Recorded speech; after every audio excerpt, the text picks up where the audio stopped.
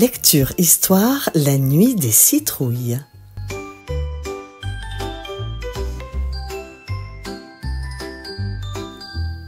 Niché entre les sapins et les sentiers brumeux, le village de Bois-Brume semblait tout droit sorti d'un conte.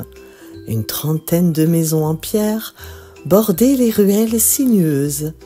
Et chaque année, à Halloween, les habitants se lançaient dans une compétition féroce. Le concours de la maison la mieux décorée. Les enfants attendaient cette nuit avec impatience, car elle promettait frissons, rires et surtout des montagnes de bonbons. Les personnages, il y a Madame Bertille. Elle a 82 ans. Elle est petite, voûtée, toujours en tricot multicolore. Elle est bavarde, malicieuse. Elle adore les enfants. Sa maison, avec un jardin rempli de citrouilles sculptées, des fantômes en tricot suspendus aux arbres, un chaudron fumant sur le perron. Sa décoration spéciale, un squelette qu'elle a tricoté et qu'elle a suspendu au pied de sa porte. Il y a Léa et Théo. Ils ont 28 ans, ils sont élégants. Léa a des boucles rousses et Théo une barbe bien taillée. Ils sont enthousiastes et perfectionnistes. Leur maison, une façade recouverte de toiles d'araignée géantes, avec des lumières oranges clignotantes, comme dans les musiques de films d'horreur en boucle. Ils ont une décoration spéciale, un squelette articulé qui danse quand on sonne. Il y a Gustave le boulanger. Il a 55 ans, il est rondouillard, farineux et toujours souriant. Il est généreux, il adore les blagues. Dans la vitrine de sa boulangerie, il y a plein de gâteaux en forme de monstres de chauve-souris, en pâte à pain suspendue. Il a une décoration spéciale, une baguette géante déguisée en momie. Il y a Mireille, la coiffeuse. Elle a 40 ans. Elle est grande et lancée avec des cheveux roses et des lunettes en forme de cœur. Elle est excentrique et très créative. Elle a une perruque de sorcière sur les balustrades, des balais volants accrochés au plafond. Elle a une décoration très spéciale, un miroir enchanté qui transforme ton reflet en monstre quand tu te regardes dans le miroir. Ouh, ça fait peur. Les parents des enfants, il y a Camille et Julien, c'est les parents de Zoé. Et Fatima et Karim, c'est les parents de Youssef. Et Claire, c'est la maman de Lila.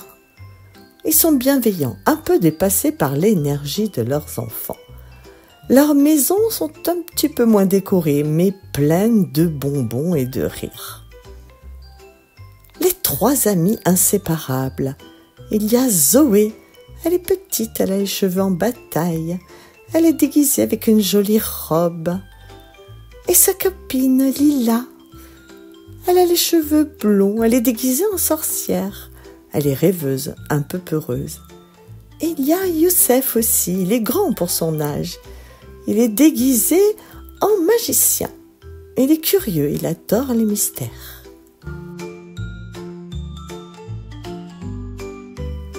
Il y a aussi Monsieur Silas. Il est grand, il a un manteau noir, une barbe blanche. Là, c'est la dernière maison du chemin, entourée de brume et des gargouilles sur le toit. On dit qu'il parle aux corbeaux et qu'il ne sort que la nuit. Oh, il fait peur, ce monsieur. La soirée d'Halloween. À la tombée de la nuit, les enfants, armés de leurs sacs à bonbons et de leurs cris de « Des bonbons au hasard !» parcourent les rues de Bois-Brume. Chaque maison leur réserve une surprise. Des bonbons qui explosent en bouche chez Gustave, des perruques qui chatouillent chez Mireille, un mini-spectacle de marionnettes chez Madame Bertille. Mais une maison reste à visiter, celle de Monsieur Silas, au fond du village. Zoé, bien décidée à gagner le pari lancé par Youssef, s'avance. La porte s'ouvre lentement et une voix grave dit « Entrez, petit monstre, j'ai des bonbons enchantés !» Les enfants, tremblants mais curieux, découvrent une maison remplie de livres anciens, de fioles colorées et de bonbons en forme d'étoiles. Monsieur Silas leur raconte des histoires de créatures magiques et leur offre un bonbon qui fait rire pendant 10 minutes sans s'arrêter. La fin du concours. Le jury, composé des anciens du village, déclare Madame Bertille gagnante pour sa super décoration de sa maison d'Halloween. Elle reçoit une couronne en feuilles d'automne et un panier de pommes caramélisées.